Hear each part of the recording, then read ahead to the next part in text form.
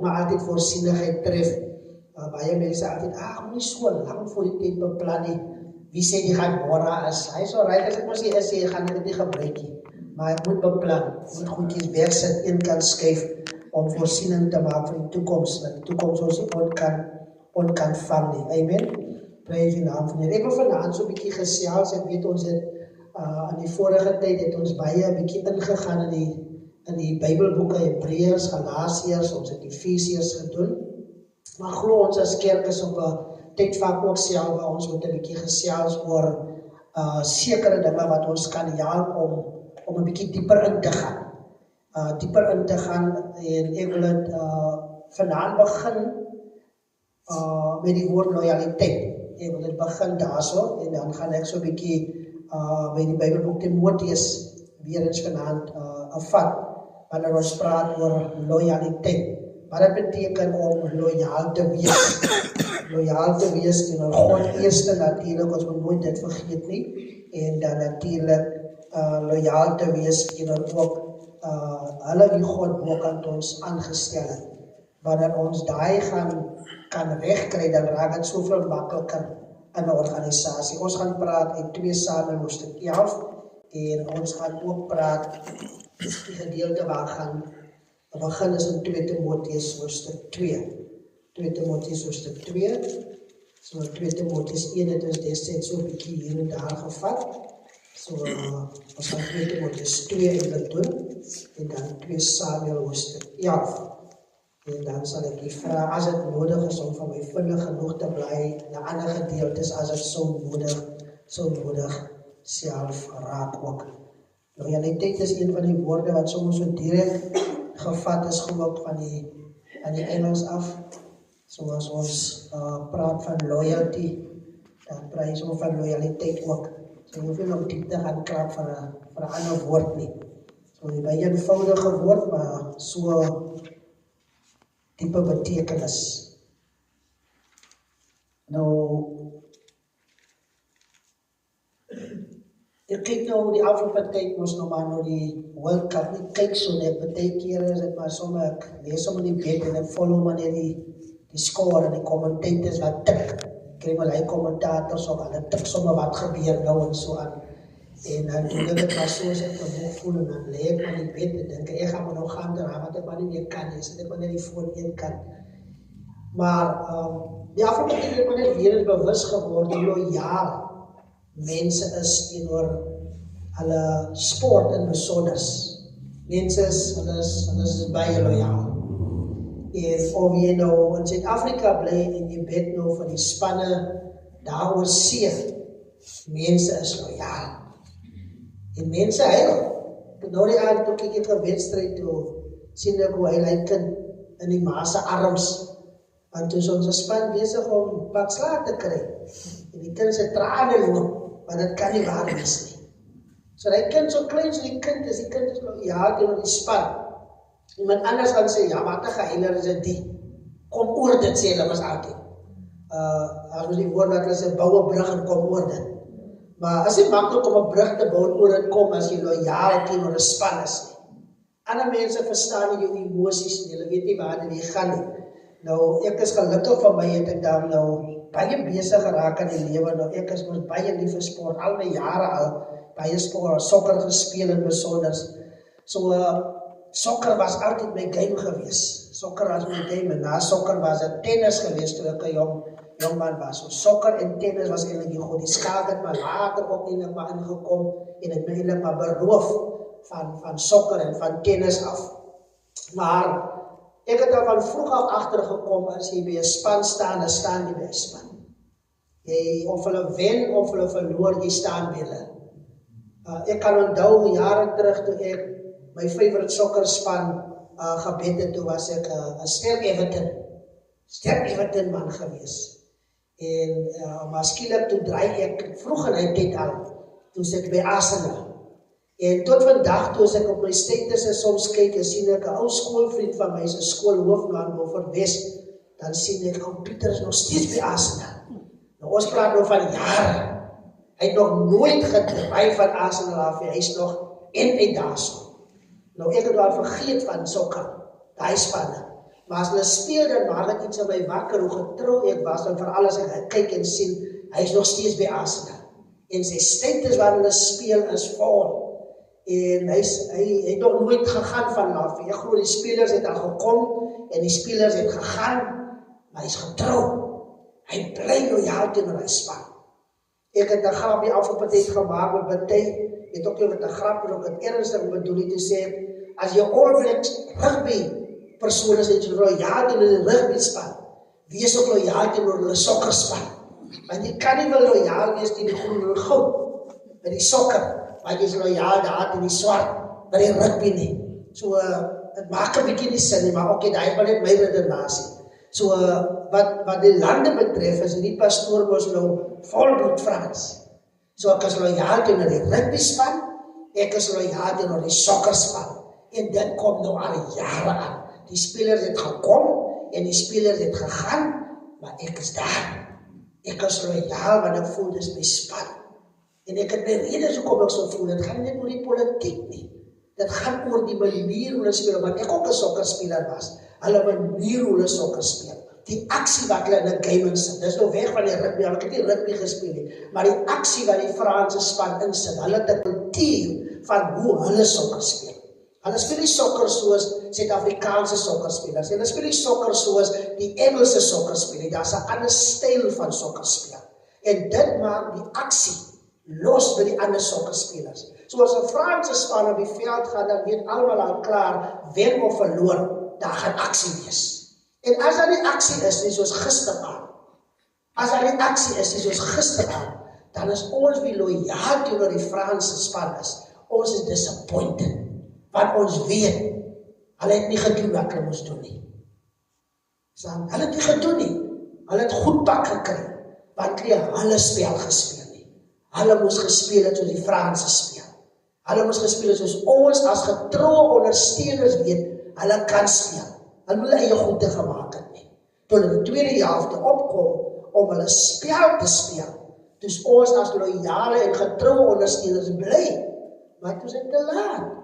Maar ons het al gesien, toe ons sien hoe die Spanjaarde speel, toe sien ons al klaar. Daar is die manier.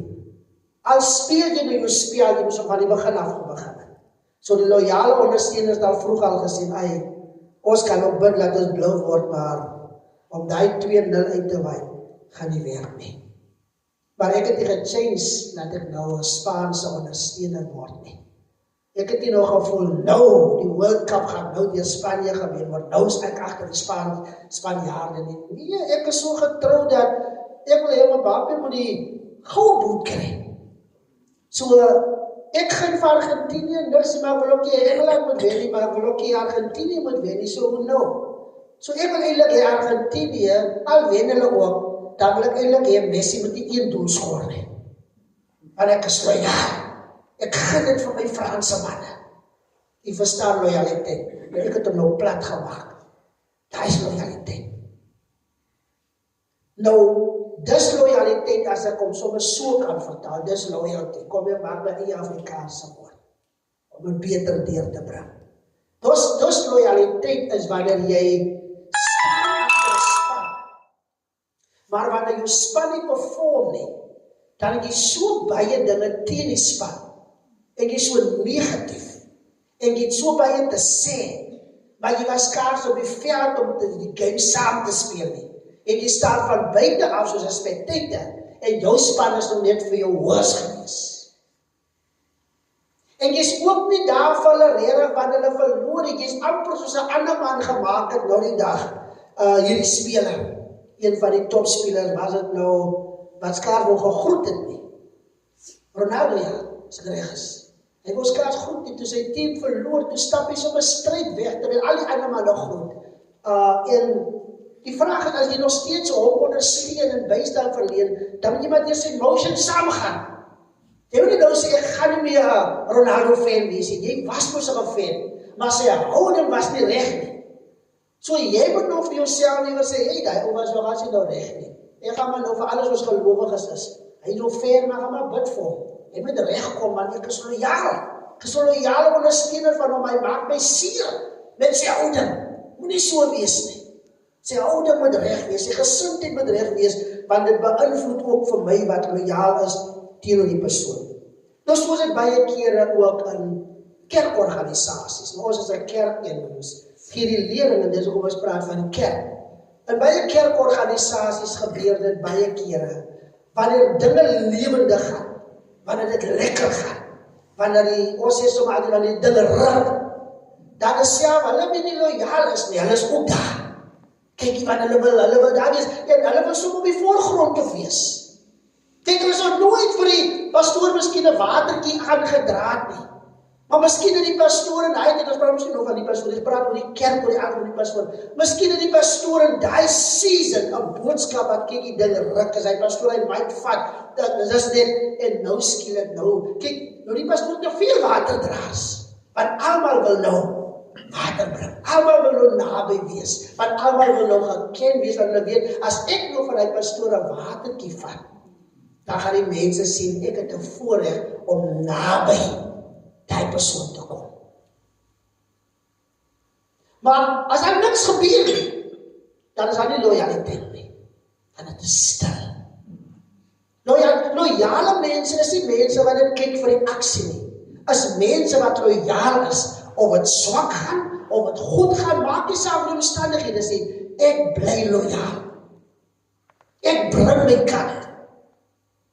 Ek kyk ook nie na ander mense nie, want dit sê baie van die mense karakter, as jy na iemand anders kyk om te bepaal hoe hulle optree, sodat jy ook kan optree op 'n manier.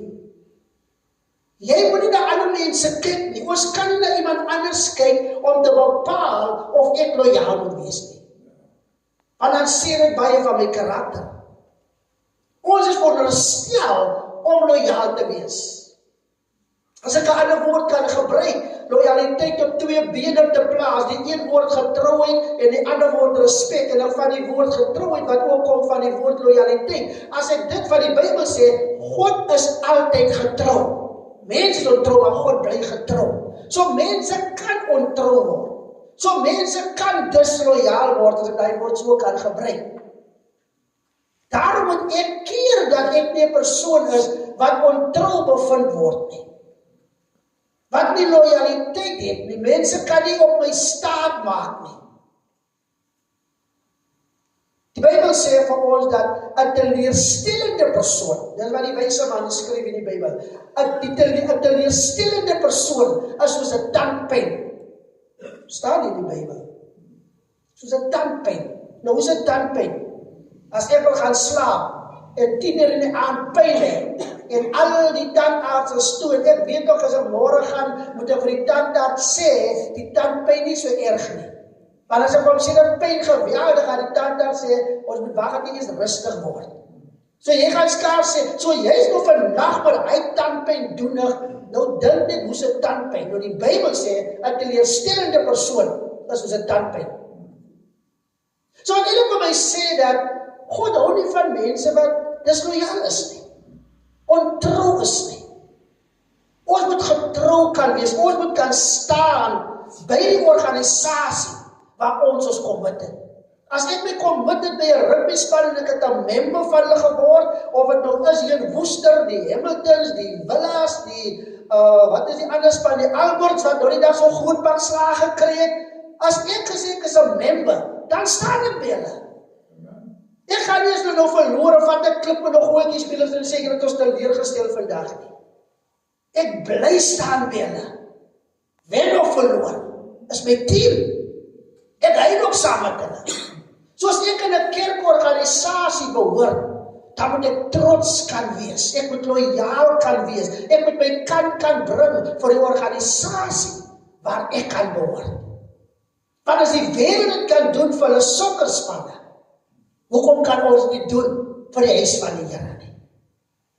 As dit reën, kom ons kyk maar in Woester, as dit reën, en die ring, is nog nie sokker te gaan verby dat die sokker verleer. As dit reën, alreeds die honde en katte, as hulle sê die Hamiltons gaan speel en Alberts gaan speel of wat ook al, en hy game is nie afgestel nie, dan die rugbyveld gaan leeg wees.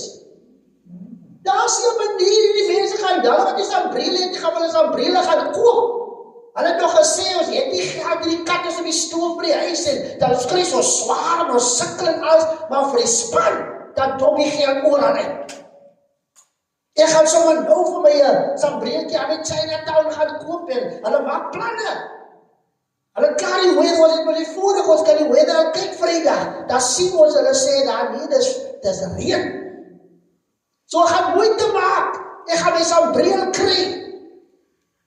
Die cooler bags word reggemaak, die mense is reg. Ek het eendag gesien hoe stap die mense, toe val die druppels so red my kar. Die mense met hulle cooler bags en die mense met die sambrele nie, maar hulle stap. Nou wonder ek, as almal oor die afdakkie kan en kom die, waar gaan hulle staan? Maar van my span, as iemand sê, ja, maar julle gaan hoes môre, hy is so right man, ek is al volbloed. So blauwpil, al red ek ook nat. My spelers red ook nat, hulle offer op, hulle wil my 'n game gee, so ek staan met my spelers.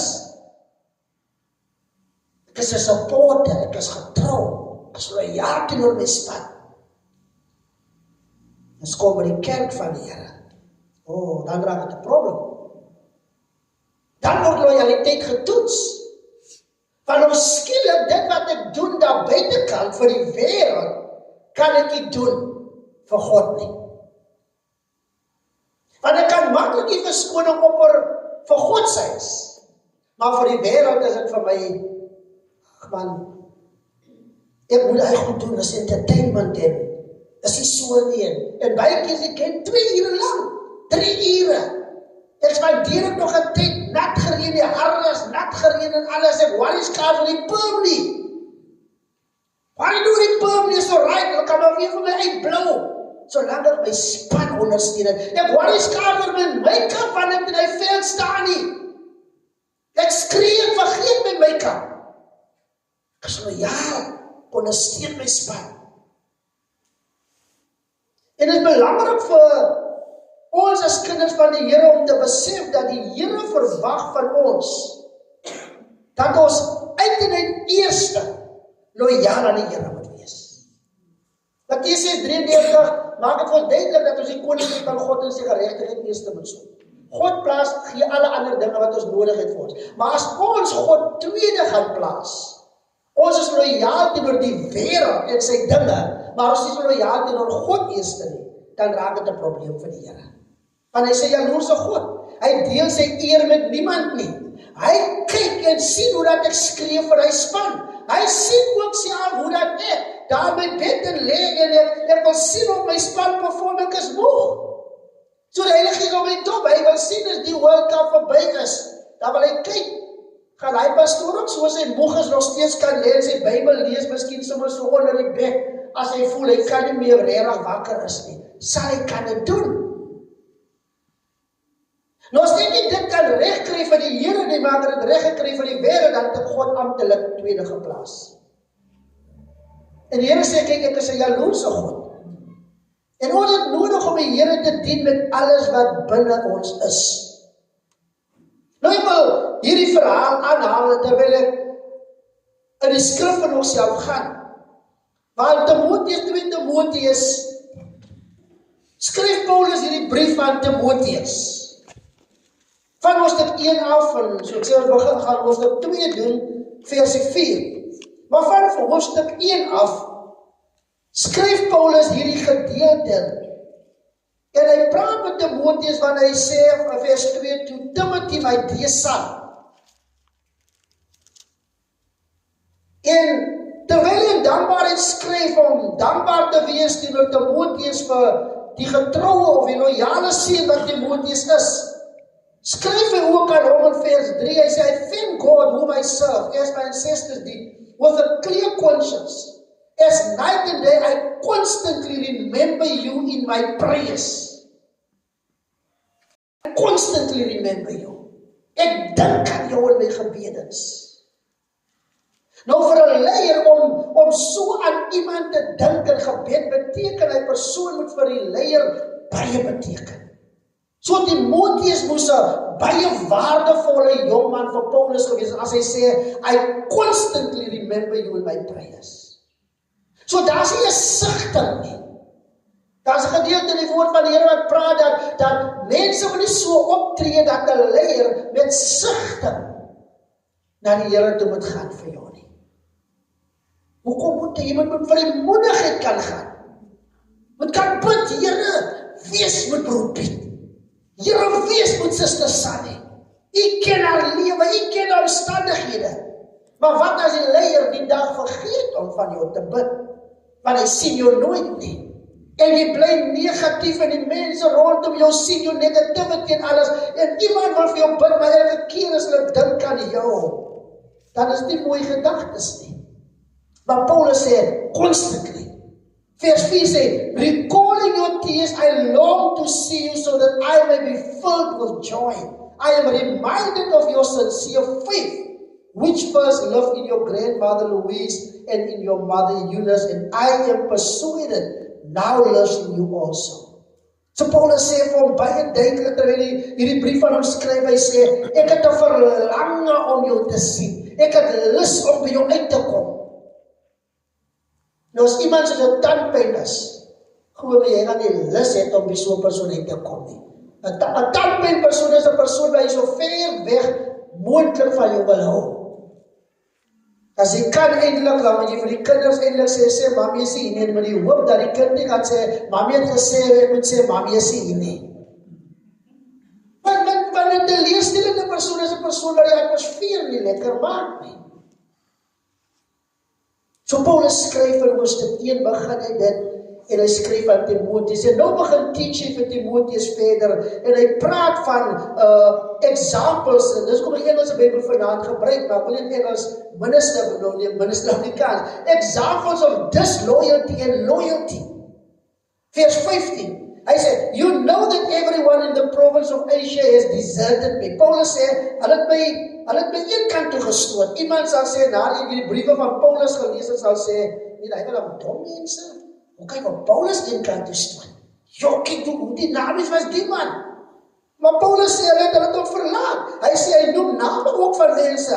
Hy is nie skaam om hulle name te noem nie, want as jy hierdie twee name gaan vat, wat die staan in die Bybel, en jy gaan lees van hulle, kom jy agter, hulle het vir Paulus disappoint. En dit was nie manne wat doel was, dit was manne wat ook saam met Paulus op die voorgrond op 'n level was. Hulle het hom teleurgestel. En van hierdie manne, nie net hulle nie, van die ander het so neergesien op Paulus, dat Paulus moes op 'n tyd skryf en sê, ek is nie 'n goeie prediker soos hulle nie. Ek is nie so top soos hulle nie. Ek kan nie praat soos hulle nie. In 'n tyd toe hy sy apostoliese gesag verdedig, hy sê, ek kan nie praat soos hulle nie. Ek kan nie preek soos hulle nie. Maar Paulus sê, maar een iets wat ek weet wat ek glo hulle nie het, wat ek het, ek kan goed skryf. Paulus was 'n goeie skrywer. Hy het gebous in dit, nie brekerig of verwaand nie, maar net om homself op te verdedig, om te sê, ek is al nie so niks soos julle dink nie. En baie van die manne het hom verlaat, glo ek miskien om verskillende hulle eie redes. Wat ook al hulle redes was, hy was geroep deur die Here, en hulle was veronderstel om hom te support, sodat God se werk kon verder spoed vat, want hulle die vermoë gehad, maar het in opstel gekom. Maar nou sê in vers 16 van 2 Timotheus 1 sê, may the Lord show mercy to the household of Onesiphorus, because he often refreshed me, and wasn't ashamed of my chains. So sommige het miskien vir Paulus verlaat, toe Paulus skielik boeie kry. Toe hy nie die boeie het nie. Paulus. Toe hy die boeie kry, tramvol. Toe gaan hy een kant, maar nou is die saak nie so lekker nie. Hy sê maar van hierdie gesin. Hy sê daar's 'n gesin, hierdie man en sy gesin het by hom gestaan, en hulle het hom soms het hom refresh, wat beteken, hulle het gekyk na hom. Ek glo hulle het gegaan na hom toe, om hom iets te vat daar by die gevangenis. Hulle was loyaal, hulle was nie skaam om te weet hulle kan assosieer saam met Paulus nie. Vers 17 sê, on the contrary, when he was in Rome, he searched hard for me until he found me. Hy het gesoek, hy het gehoor dat Paulus is in Rome, hy het nie geweet waar nie, maar hy het moeite gemaak. Hy het hom gesoek tot hom gekry het. Nou spreek hy 'n blessing, hy sê, vers 18 sê, may the Lord grant that you will find mercy from the Lord on that day. Paulus spreek nie nou net vir hier op aarde nie. Hy sê op daai dag van die Here, wanneer die Here kom, mag die Here merciful wees. Dit wil sê, mag die Here hom hoog aanstel. You know very well in how many ways he helped me in Ephesians. So Paulus is nie skaam om te praat van die mense met Timotheus wat disloyaal is en die mense wat loyaal is nie. Paulus waarsku eintlik vir Timotheus teen sekere mense. Paulus sê, pas op vir daai en hy's 'n skelm. En hierdie bly wat Paulus sê. Sommige mense nie ons moet so praat nie. Soms sê mense nie, ons kan ook nie so nie. Maar soms het ons nodig om die mense op hulle naam te noem as leiers. Nie om lelik te wees nie, maar om ander te waarsku en te sê, my suster, jy stap op die oomblik met iemand wat nie loyaal is nie. Daai is 'n teleurstellende persoon. Ek waarsku jou vroeg, wees versigtig. As jy loyaliteit soek in iemand wat saam met jou sal kan staan in die toekoms, daai suster is 'n loyale persoon. Soms het ons nodig om mekaar te waarsku. Ek kan nie toelaat dat iemand seker sê vir myself, hulle moet maar self uitfigure die persoon nie. Ek kom met die persoon aan, ek het my voet gestap, dat hulle ook maar hulle voet stap. Hoekom? Hoekom wil ek hê iemand moet sy voet stap? Paulus waarsku. Hoekom? Want Paulus is 'n vaderfiguur vir Timotheus. Nou as ons in kerkverband praat, soos Paulus en Timotheus praat, moet ons in kerk kan sê, wie is my vaderfiguur, wie is my moederfiguur? En soos Paulus sê, ons het baie voogde in die Here. Maar ons moet nie so baie vaders en moeders hê nie. En dit is waar party misvat, want ons weet nie aan wie moet ons loyaal wees nie. Want Paulus het met die een gemeente probleem gehad. Hy het gesê, ja, ek verstaan, julle het baie voogde in die Here. Baie, want daar's baie mammies, daar's baie daddies in die Here, aan wie jy getrou moet wees, of vir wie jy liefde moet uitstraal, vir wie jy moet ondersteun. Maar Paulus sê, maar ek het julle vader in die Here geword. So wat Paulus eintlik wil sê, verstaan die orde van die Here. Want jy kan nie loyaliteit oral rondgooi nie. Jy moet eers weet volgens orde, loyaal teenoor die Here. Eerste. Daarna moet jy verstaan die tweede die lyn, wat die kerk van die Here betref. En as jy daai kan regkry, dan raak die ander dinge makliker. Want jy hoef nie almal te probeer please nie. Want soms wil ons almal please, om vir almal te wees, nee, maar ek kan die. Dan brand jy uit. En jy is loyaal vir die verkeerde plekke. Of vir die verkeerde mense. Jy is loyaal teenoor God nie. Jy is nie loyaal teenoor jou leier wat God jou boek aan jou aangestel het nie, maar jy is loyaal teenoor ander mense. Jy is loyaal teenoor die sokkerspan. Jy is loyaal teenoor die manager by die werk, want jou paycheck hang af en af. As die manager sê spring, dan vra jy hoe hoog. Want jy is loyaal. Maar jy ken nie loyaliteit teenoor God nie. As die manager sê, ek soek 2 ekstra ure van jou hierdie week, jy weet, jy kan die 2 ekstra ure gee, en jy te commitment by die huis of iewers aan. Maar omdat die werkgewer so sê, as jy loyaal en sê, nee, ek sal dit doen, want jy dink in jou mind, miskien sit die 2 ure insit, miskien gaan daar 'n blessing dan kom, dat my werkgewer my iewers af kan gee, of miskien sit hulle dit by as ure vir 'n ekstra sentjie vir my. So jy is loyaal. Maar by die Here loyaliteit is nou amper, as niks in vir my nie. As jy 'n ekstra paycheck nie, daar's nie 'n aftyd nie, maar ek vergeet dat die Here kan my meer gee as wat my werkgewer vir my gee. So loyaliteit word gemeet, dan is God regtig eerste. En kom hulle wie God onder hom geplaas het, kom hulle tweede. En die ander goed moet daarna kom. Van ons as kerk van die Here, alles begin by die kerk. Dit begin nie by die wêreld nie. Want ons kom by die kerk, en by die kerk leer ons die dinge wat ons dan moet vat na die wêreld toe.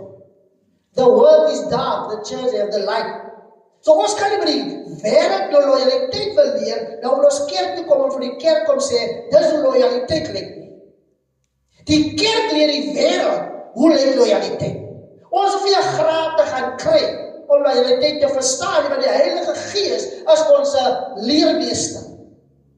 So ek in die skrif, ek lees die woord, die Heilige Gees maak dit oop vir my, en ek van die lig wat nou skyn in my, en ek vat dit na my werksplek, en ek kan in my werk, kan ek duidelik sien, wie is loyaal en wie is nie loyaal nie. Ek kan in my eie huishouding kan ek sien, wie is loyaal in my huis en wie is nie loyaal nie. Ek kan tussen my vriende kyk, wie is loyaal en wie is nie loyaal nie. So jy kry teleurstellende mense by jou werksplek, tussen jou vriende self en jou eie huishouding, kry teleurstellende mense. Dis loyal people. Alles net daar vir die nice time. Donker tyd kom, gone. Maar die Here bly getrou. Maak nie saak wat die omstandighede nie. Maak nie saak hoe baie kere ons op teleurstelle en ons is soos 'n tandpyn nie. Wanneer ons terugkom na die Here toe, dan wat doen die Here? Hy embrace ons van dit wie? Hy gee ons weer 'n kans, hy gee ons weer 'n kans, hy gee ons weer 'n kans. Aan mekaar gee ons 'n kans. En steeds, met die klomp kanse wat ons kry by die Here, verstoot mense nog steeds. Terafsluiting, 2 Timoteus 2 sê, You then, my son, grow up, my daughter, be strong in the grace that is in Christ Jesus. And the things you have heard me say in the presence of many witnesses, and trust to reliable people who will also be qualified to teach others. Join with me in suffering like a good soldier of Christ Jesus. Join with me in suffering. Nie net die nice times nie. Want daar is nie altyd net nice times in 'n kerk nie. In die koninkryk van God is daar nie net nice times nie. Daar's ook 'n tyd wanneer Stefanus op sy knieë is en almal staan daar rondom en almal is skrikkerig en bang en hulle gaan Stefanus doodgooi met klippe. Gaan ek nog steeds 'n disipel kan wees as ek sien hoe gooi hulle die ander disipel dood met klippe. Nou Filippus was lojaal teenoor die Here. Hulle het Stefanus met klippe doodgegooi, toe gaan preek hy 'n kat uit 'n bos in Samaria. En hy staan. En klomp mense het bekeer. Hoekom? Want hy is lojaal teenoor die Here. Hy het nie 'n vrees gehad dat kyk hoe hulle vir Stefanus doodgegooi en ek gaan maar op my mond toe hou. Maar as ek my mond toe hou, dan gaan hulle my nie doodgooi nie. Lojaliteit teenoor God sê, ek suffer vir die Here. Suffer. As die kerk sê, ek moet dit doen, dan vraag, hoe hoog en hoe ver? Want ek sou dit in die wêreld gedoen het. En as ek dit in die wêreld kan doen, dan moet ek het meer kan doen by die Here. Suffering, is altyd maklik nie. Sommige kere verstaan ek nie, maar die Here wil my vat na 'n hoër vlak. Hoe kan God my vat na 'n hoër vlak, as ek verkies om te doen dit wat ek aan gewoond is? As ek verkies om te bly daar waar is dit wat ek geleer het tot nou toe, dan beteken dit mos ek gaan nooit groei nie. Dan beteken dit is 'n babatjie wat amptelik tot stilstand gekom het in my groeiproses.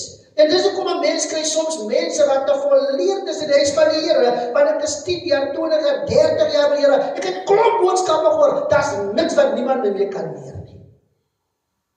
Nou sê Paulus, as ek so 'n persoon is, dan hoekom is ek nie al 'n leermeester? En hy sê, baie van ons moes al leermeesters gewees het. Maar ons is nog soos babas in die woord wat nog moet gesê word en gevoed word. Maak so, moenie vergeet nie, moenie die onderlinge byeenkomste versuim nie, want jy gaan leringe kry, jy gaan onderskraap word. As jy te veel in die kerk bly, gaan jy afvallig raak. Ons moet nog hulle voed soos babetjies. Maar ek nou self moes geweet het, ek moet lojaal teenoor die Here wees. Dit gaan nie oor hy suster wat my kwaad gemaak het nie. Gaan nie oor hy broer wat my kwaad gemaak het nie. Want die duiwel gebruik baie keer op mense om my kwaad te maak, maar die Here gebruik ook baie keer situasies om my te toets, sodat ek kan groei. Want soms wil ons sê, die duiwel, soms laat God toe. Want God wil ek moet groei, want God het gesien ek het te gemaklik kom word, want ek het sien kerk, dis hoe ek kerk sien. God wil ek moet kerk sien soos hy dit wil sien. Daarom kry mense wat 20 jaar by die Here is, dan raak hulle afvallig, dan vraag jy, so lank aangekom en afvallig geword, die moeilikheid is, die ene net die system aan die gang vir 20 jaar gehou, was nie bereid gewees om gegroot te word en 'n bietjie hoor op te gaan nie. Nou sê Paulus vir Timotheus, join me with me, 2 Timothy 2, ek het ons 'n bietjie ietsie by net gevoeg daar, 2 Timothy 2 verse 3 sê, join with me in suffering like a good soldier of Christ Jesus. No one serving as a soldier gets entangled in civilian affairs, but rather tries to please his commanding officer. Wat sê Paulus daar vir Timotheus? Paulus sê vir Timotheus, wanneer jy 'n soldaat vir die Here kom word, of wanneer jy kom en jy's onder gesag van iemand, dan sal jy alles in jou vermoë doen om daai persoon tevrede te stel en niemand anders nie. As jy 'n disipel van die Here kom word, gaan jy alles in jou vermoë doen om God tevrede te stel en niemand anders eerste nie. Dit is waarom Jesus self gesê het, as iemand 'n disipel van my wil word, moet hy sy kruis optel en my volg.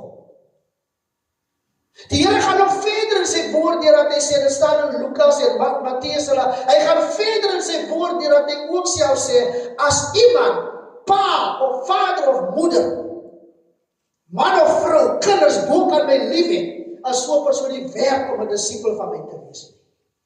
Mense sal rondspring, hulle sal alles doen vir die liefde van hulle lewe. Jy sal jou pad net gaan vir die liefde van jou lewe.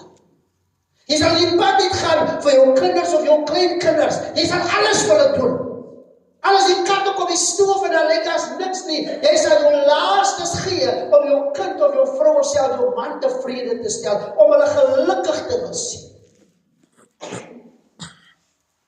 Jou laaste tyd, jy's poot, jy's moeg.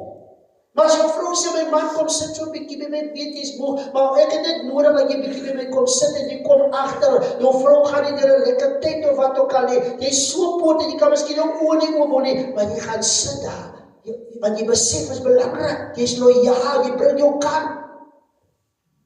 Maar nou sê die Here, as ek dit kan doen vir my vrou so, as ek dit kan doen vir my kinders so, as ek kan ingaan by 'n winkel, ek weet ek het net R300 in my hand en my kind kan dit regkom met oortuig om iets te koop wat ek weet ek kan nie afford nie, en ek koop dit om my kind te please. Nou kom dit dat ek God moet please, en ek kan dit nie regkry nie. 'n Disipel van die Here is iemand wat eers God moet please. Dan doen jy die res vir ander. Dis loyaliteit. Eerste teenoor die Here.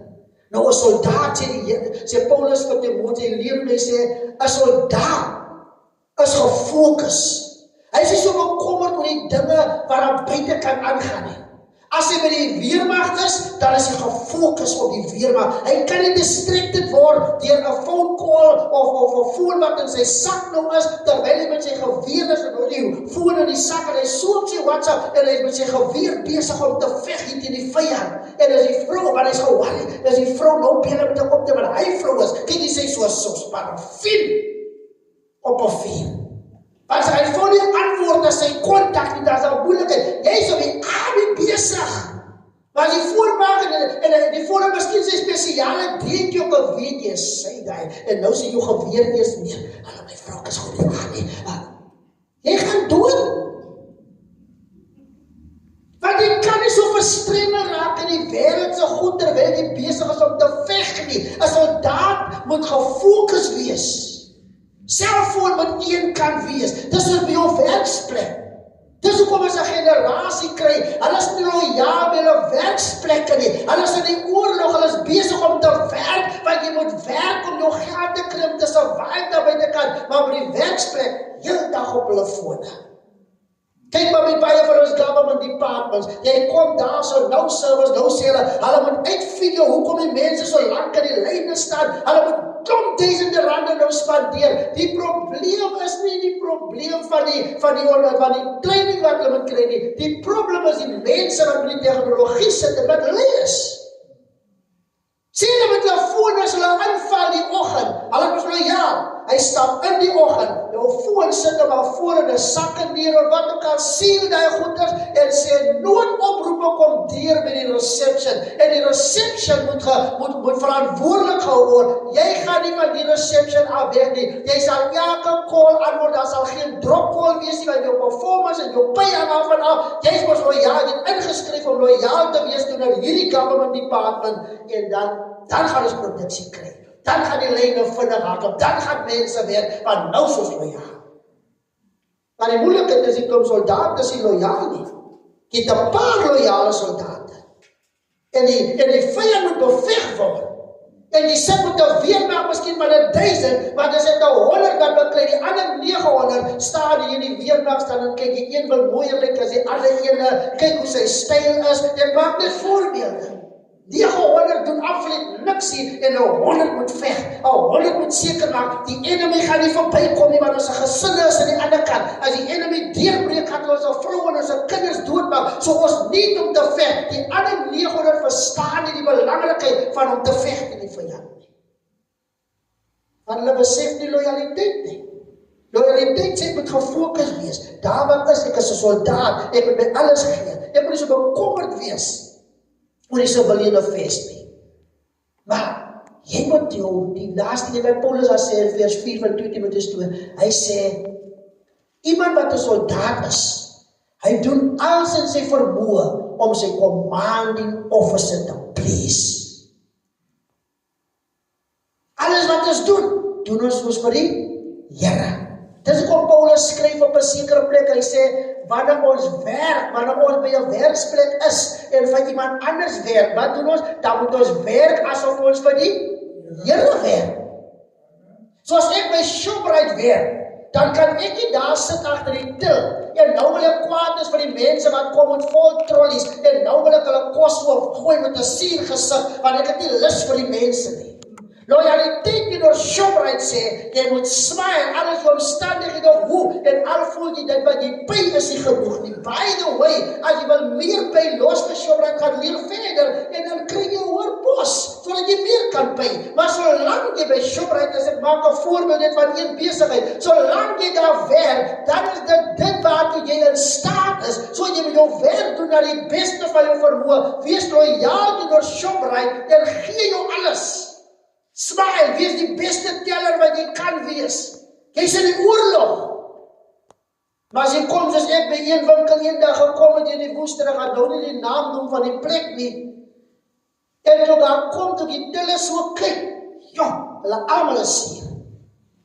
En ek lyk mos nie deur 'n sier mens gejaag word nie. Nou moet ek sit en kyk, waar gaan ek gejaag word, en toe, al kry ek 'n til, en ek gaan na toe maar, ek was spyt gewees. Dit kan my gekyk nie, dit gaan net so. Sier! Dan wat spreek het van, jy moet loyaal wees, nie teenoor my wat kon koop nie. Jy moet loyaal wees teenoor die winkel, vir wie jy werk. Jy moet 'n goeie beeld uitdra. Doen nie dit nie. Jy moet jou commanding officer please vir Shoprite, as jy vir hulle werk. Please die government department, as jy vir hulle werk. Al maak hulle jou hoe kwaad by die werksplek. Jy het nie gegaan om chommies te maak by die werk nie. Jy het gegaan om te werk, om 'n salaris te verdien en te kyk of jy kan hoor die range opklim, die leerklim van die werk. Nie om chommies te maak nie. Dis hoekom baie van ons is stak in die lewe, want ons dink waar ons ingaan is om vriende te maak. Ek is loyaal teenoor my werksplek. Ek gee my alles aan my werksplek. Want ek weet ek gaan die vrugte pluk as ek dit doen. Miskien nie onmiddellik nou binne 'n maand of 'n jaar nie, maar iewers gaan ek die vrugte pluk. En alles is nie daai werk nie, die manier hoe ek werk daarso, die manier hoe dat ek loyaal is daarso, die manier hoe dat ek die oorlog veg daar wat ek is, gaan maak dat mense my raak sien. En as al daai werk my nie raak sien, hy oomblik nie, maar 'n kliënt of iemand sal my raak sien. En dan sal ek die leer klim, alles teen hy werk nie, maar iewers sal ek die leer klim. In die Bybel is dit baie duidelik wat 'n mens saai, gaan jy by. As jy disloyaal is, dan gaan jy disloyaliteit iewers kry op jou pad. Miskien besteek jy eendag 'n management position, dan gaan jy voel wat die leier bo kan jou gevoel het. Jy gaan jou, hoe sê ons al, jy gaan jou pakkietjie terugkry, jy gaan hom sommer kwyt terugkry. Want die mense onder jou gaan jou so ondermyn, jy gaan nie weet hoe het jy dit nie. Jy gaan 'n manager wees, maar jy gaan moet veg vir jou posisie. En dan moet jy terugdink aan hy daar, toe jy nog nie manager was nie. Was ek loyaal? Nee, ek was nie. So die skrif kom in vervulling. Wat jy saai jy my. En nou moet jy belydenis eers doen, want belydenis gaan jou vrymaak en gaan jou maak om deur te breek en te kom by die plek waar jy nou later getroue werkers gaan kry, loyale werkers. Ek sluit af met die verhaal in 2 Samuel 11 vers 11.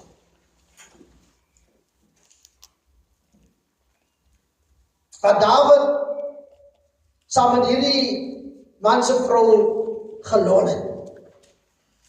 En die woord van die Here sê vir ons baie duidelik dat Dawid die koning is nie in die oorlog nie, in sy huis. En hy sien hierdie beeldskone vrou en hy laat kom hierdie vrou na hom toe.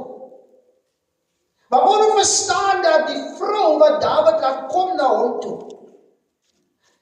sy man en hierdie man se pa, of die hulle pa, kom ek stel dit so, werk al twee vir Dawid.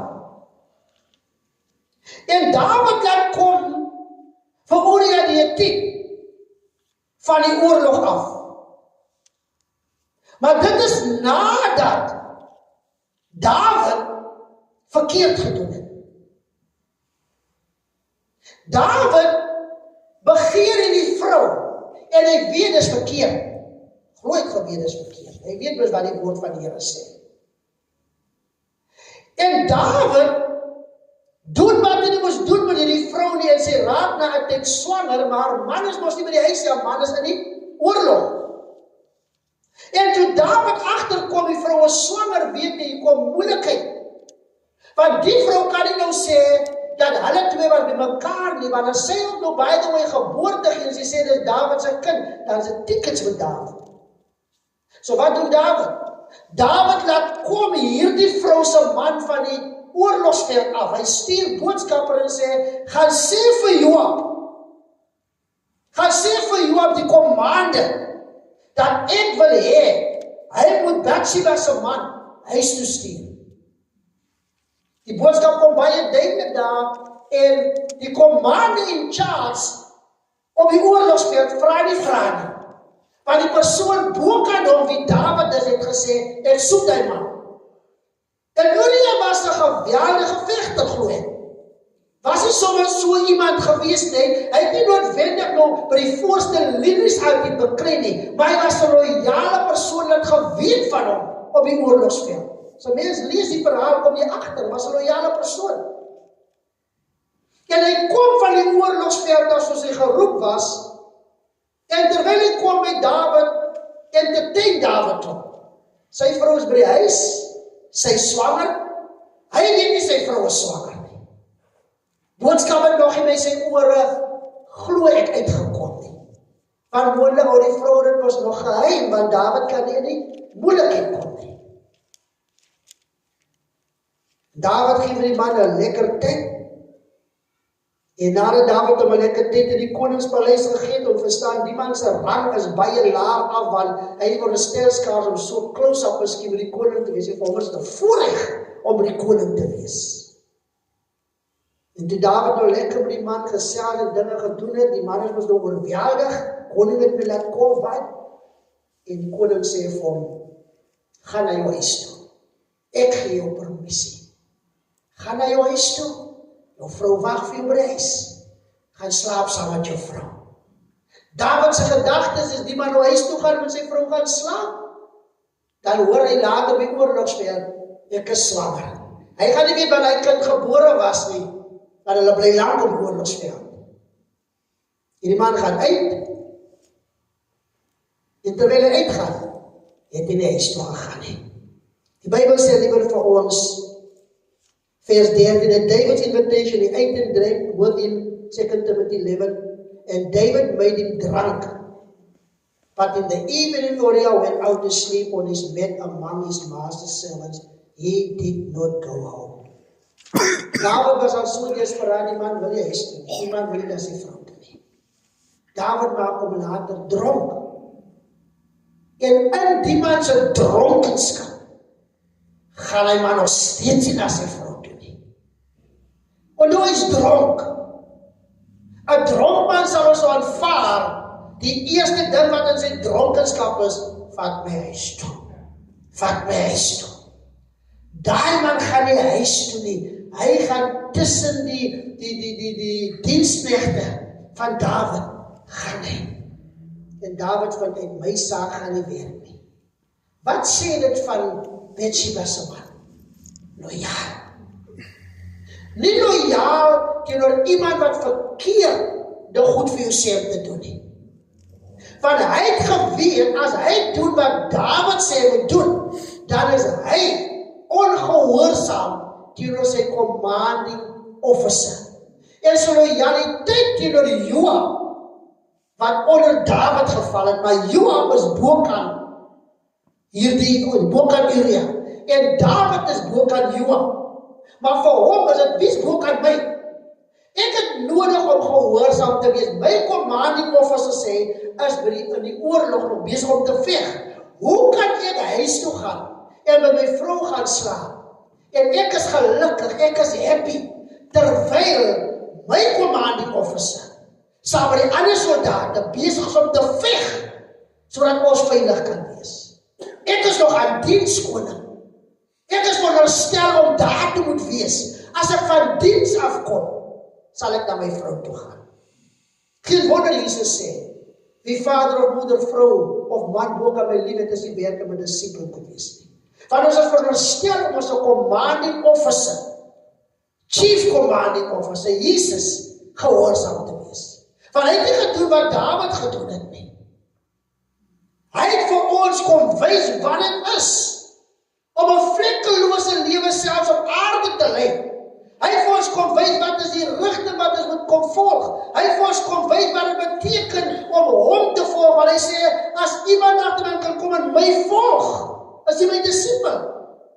Nou wat doen Jesus verkeerd dat ons nie kan loyaal wees en ons 'n commanding officer volg en gehoorsaam is aan hom nie? As jou commanding officer verkeerd is en jou verkeerd bely, dan sê ek vandag, moet hom of haar nie volg nie. Want jy kan nie iemand volg wat jou verkeerd lei nie. As iemand jou leiding gee wat onskriftuurlik is, dan kan jy nie loyaal aan so 'n persoon is nie. Baie mense, veral in ons land Suid-Afrika, vele van ons kerke, het in hierdie tyd baie skade gelei, want hulle ken nie die skrif nie. Hulle is loyaal teenoor mense wat onskriftuurlik optree. Gaan eet die gras, drink die petrol, doen daai, terwyl die Bybel sê jy mag die Here jou God nie versoek nie. So hoe kan jy loyaal is teenoor iemand wat onskriftuurlik optree en dinge praat saam met jou wat nie reg is nie? So jy kan onderskei, jy kan soos Elia wees die tyd om te sien, die ding wat nou van my gesê word, is nie reg nie. Ek het nodig, volgens dit wat Paulus vir Timoteus skryf, ek het nodig om my kommande gehoorsaam te wees. Maar as die goed wat na my toe kom skriftuurlik is, hoekom wil ek dit mee teenoor wat iemand anders te sê? As hy iets anders van my sê en sê, moet nie loyaal wees, maar moet nie die ene volg, sorry, sê vir my hoekom? Gee van my skrif. Bring my by 'n plek waar ek kan verstaan. Maar ek kan nie net iemand anders volg nie. Uria kon gesê het vir homself, nee, kyk, Dawid het gesê, ek moet gaan na die huis toe, dat Dawid die koning is, gaan ek huis toe. Hy het orde verstaan. Hy het verstaan, dat is 'n orde, dat is 'n lyn. En hy het ook verstaan, dat 'n soldaat, wat nog in oorlog is, wat nog nie amptelik verlof, by sy kommande gekry het, by Joab gekry het nie, kan nie na sy huis toe gaan nie. Daarom stuur Dawid hom terug en sê, jy wil nie vir my luister, ek sê, jy gaan dat ek in die moeilikheid kom, en as die mense uitvind van die babiekie met die vrou, dan is tickets met my. En hy skryf 'n brief, en hy stuur hom saam met die man, die loyale persoon. Gaan gee die brief daar vir Joab. En in die brief sê Dawid eintlik, kort en kragtig, maak seker die man dood in hy oorlog. Hy moet nie weer nie. En sommige kere is mense baie loyaal. Maar mense wat disloyaal is, soos Dawid was eintlik teenoor God disloyaal. Want hy het iets gedoen wat hy nie moes doen nie. Hy was nie getrou teenoor die Here, soos die Here getrou was teenoor hom nie. Sommige kere, dan kan mense wat nie loyaal is, die veroorsaak dat loyale mense se lewens verongeluk word, as jy nie kan onderskei nie. As jy 'n loyale persoon is, of streef na loyaliteit, want ons is nie perfect nie, probeer jou distance van mense wat loyaal is nie. Doen alles in jou vermoë om weg te kom van hulle af. Kom in 'n kring of 'n groep mense wat loyaal is, want loyale mense die vermoë om mekaar aan te steek en mekaar aan te moedig. Disloyale mense is mense wat wil hê die lig wat daar is, moet doodgemaak word. Kyk maar by werksplekke ook. Groepies wat gevorm word. As jy agterkom, die mense is nie loyaal nie. Maak nie saak by watter winkel jy werk of wat ook al nie. Miskien is jy daar by jou ook al winkeltjie of wat ook al. Die groepie wat daar sit, hulle praat oor die besigheid. Ja, die baas van die besigheid, hy is 'n bedlak man en dis 'n lekker winkel nie en ja, en kyk jy sit negatief. Hulle het eendag het 'n winkel, nou die dag het 'n winkel uitgestuur. Toe dink ek, ja, ouer Christus. Die man sê vir my, hy jaag my. Hy sê vir my, weet jy, ja man, jy hoef nie, ek vra, julle winkel goedkoper moet dien nie. Hy sê, nee maar, moenie worry nie, ons het nie nou dien nie man, en gaan nie langsaan, sê net, ek het jou gestuur. Sê vir die meisiekind, ek het jou gestuur. Jy weer hier, maar jy besluit vir my, ek moet omgaan met ek sê, jy het my gestuur. Jy kry jou pyn met die besigheid. Moet jy nou nie vir my probeer oortuig om hier te koop nie. Ek moet myself besluit, jy is te duur, en daar omgaan. Jy sê, nee man, gaan, sê net, ek het jou gestuur. So ek voel, jy werk vir 2 plekke. Jy is hier vir jou paycheck, maar iewers daar binne vir jy ook seker maar iets. Dis loyaliteit. Ons kan nie tussen sulke mense nie. Jy het nodig om vir hulle te sê, kyk, my suster, my broer staan op bietjie een kant. Want ek voel met jou atmosfeer kan jy my nader intrek dat ek ook disloyaal word. Ek wil leer wat het is om loyaal te wees. As jy by my kom, dan praat ons positief. Ons praat hierdie taal, ek maak klaar met dit. Ons moet loyaal wees teenoor die Here eerste. Ons moet bereid wees om ons eie goede tweede te plaas en God eerste te plaas. En hoe doen ons dit? As ek sê ek het by die Here uitgekom, dan beteken dit, ek moet 'n disipel wees, ek moet 'n soldaat vir die Here wees, ek moet loyaal wees, ek moet weet, ek is op 'n oorlogsveld, ek kan nie nou moeg raak nie. Ek kan nie nou voel, maar ek het nie lus vir kerk nie. Ek kan nie nou voel, ek het nie lus vir bid hier nie. Ek kan nie nou voel op 'n Sondagoggend, nee, ek gaan nie nou gaan, ek het vanoggend laat in die huis gekom en ek het laat gaan slaap. En 'n pastoor sê nou eendag, sê hy vir my pastoor, die mense was nou by 'n party gewees, en toe sê hulle vir my by die party, die pastoor was by die party, hy sê vir hom, pastoor, jy sê die party het laat klaar gemaak, ons weet nie, ons het môre gaan vir die kerk maak, jy maar sê nou vir pastoor, en ons van sy leiers ook wat het doen, ons sê nou vir pastoor, ons gaan nie môre by die kerk kan wees nie, so dat pastoor nou nie dink, as pastoor sien ons is nie daar, dat pastoor dink, ons het nie verskoning gemaak nie. Die pastoor sê vir my, pastoor Hokker, wat sê ek? As my gemeente en self my leiers vir my sê, hulle gaan dit nie maak. Ons het dieselfde party. Hulle sê, ons gaan dit nie maak, want hulle is moeg en môreoggend weet nie, gaan dit maak vir die kerk nie. Pastoor Hokker, wat sê ek vir hulle? Hy sê, pastoor, weet jy, ek moes maar doen wat seker maar as almal doen. Ek het net vir hulle gesê, ek hoor jy dierbaar is, maar ek kan nie kommentaar neem op dit wat julle sê nie. En nee, hulle het nie gekom nie. Hulle was in die kerk nie, want hulle is moeg. En jy voel jy gaan so moeg as op 'n Sondagoggend vir die kerk en die is loyaal in jou kerk, moet nie party toe nie. Of gaan vroeër huis toe, hoekom wag jy vir die 3 gaan maaltyd? Drink net die sop, as die mense te laat is by die hoofgereg, gaan huis toe.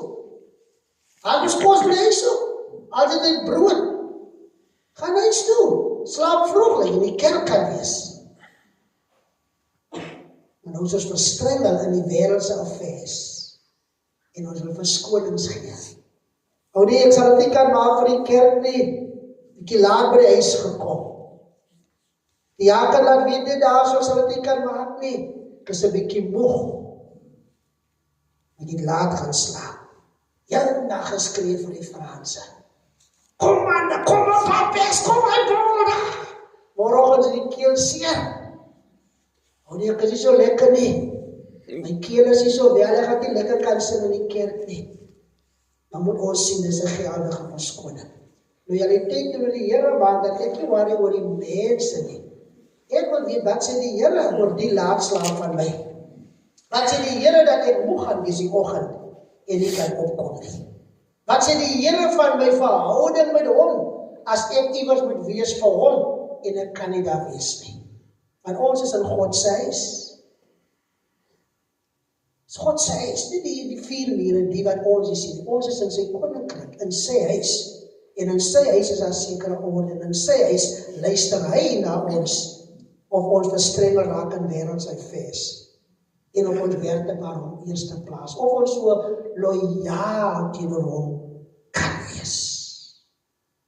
Of ek hy hoesie gee en ek voel op, hy hoesie kom nou en dan, hy kom na elke 10 minute, maar nou wat ek 'n hoesie het en ek leiers vir die kerk nou laat weet het, oudste hoes so 'n bietjie, ek sal dit nie kan maak vir die kerk nie. Vat 'n masker man, as jy so die elke 10 minute, hoe sit 'n masker op en kom kerk toe. Maar jy nou aan mekaar, hoe se verstaan ons? As hy hoesie ophou, en jy hoes aan mekaar. Sondag as jy in die kerk wil, jy hoes mos aan mekaar. Maandag stap jy by jou ander commanding officer. Amri deur in. Siek verlof is opgebreek. Kan nie meer siek verlof vat nie. En jy wil nie by die huis bly nie, want dit is unpaid leave en jy kan dit nie bekostig nie. Maar jy's hier. Commanding officer kyk hoe hy sien op die ja, sien die man is hier. Aangemeld vir diens. Jy wil eintlik ja wees, maar die siek lief is op, dan moet jy wees. By die huis van die Here is dit so maklik. Want ek het die respek vir my commanding officer nie. Want ek dink ek kry nie 'n paycheck by hom nie. Maar ek vergeet as hy wat met die werk gee. Ek vergeet dit as hy wat vir my krag gee. Want die Bybel sê, hulle vra die Here, wat is die grootste gebod?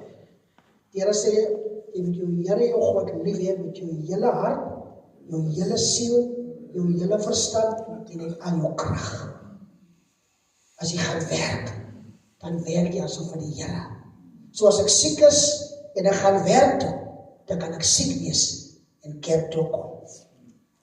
Ja, maar gaan die mense by die kerk siek maak, so jy wil maar die mense by die werk ook siek maak. So kom maar kerk, ons is so right, ons kan die hande op hoek sit, of aan 'n kamertjie sit, en dan maak ons 'n venster op en luister die boodskap alleen. Kom na die huis van die Here. Want dis hoe die afvalligheid inkom. Die duiwel wil hê ons moet disloyaal wees. En wanneer ons dit doen, dan begin ons stelselmatig begin preek hy vir ons 'n ander evangelie by die huis. En later kom ek agter, ek groei nog steeds, ek is hier by die huis, want ek lees my Bybel. Ek bid, tot 'n party dat ek agterkom, het gaan nie oor op 'n eilandjie te wees nie, want as almal kon by die huis bly, en hulle Bybels lees en bid, dan was dit maar so reg. Maar dis hoekom Paulus sê, ons moenie die onderlinge byeenkomste versuim, want ons het mekaar nodig. Ons het die warmte nodig. Ons het nodig om te weet, daar's my suster, daar's my broer. Ons moet kan doen wat Paulus gedoen het, om by die huis te wees en te sê, Here, ek dink met trane in my oë, dink ek aan my suster. Ek dink aan my broer. Ons bid vir mekaar, want ons sien mekaar. Ons loyaliteit teenoor die Here maak, dat ons baie by mekaar uitkom. Ons is connected. En ons offer op. Ons offer op. En ek gaan weer volstaan en afsluit met dit. Ons offer op eers vir die Here. As ons daai kan doen, dan raak al die ander goed makliker. Dan is nie van, ek kan bid die pastoor of die apostel of wat ook al nie. Ek kan bid niemand, ek kan bid God. Maar omdat ek loyaliteit verstaan, sal ek ook weet, tot hoe ver. Want loyaliteit teenoor 'n aardse leier, gaan nie maak dat ek onskriftuurlik raak nie. Ek weet my loyaliteit teenoor die woord. Doen my leier of leidster, wat God se woord sê. En as dit lelijk is, dan kan ek mos nie loyaal wees nie. En dan moet ek met my leier praat. En sê, weet jy, ek wil graag loyaal wees. Maar dit wat u nou hier sê is moet doen is onskriftuur. Dit is nie verkeerd om dit te doen nie. Ons almal is kinders van die Here. Ons leer van mekaar. Maar ek is nie rebels nie. Want rebelle is mense wat nie praat nie. Rebelle is mense wat net oorgaan tot aksie. En sê, hoekom moet ek? Hoekom moet ek dit doen? Hoekom moet ek luister?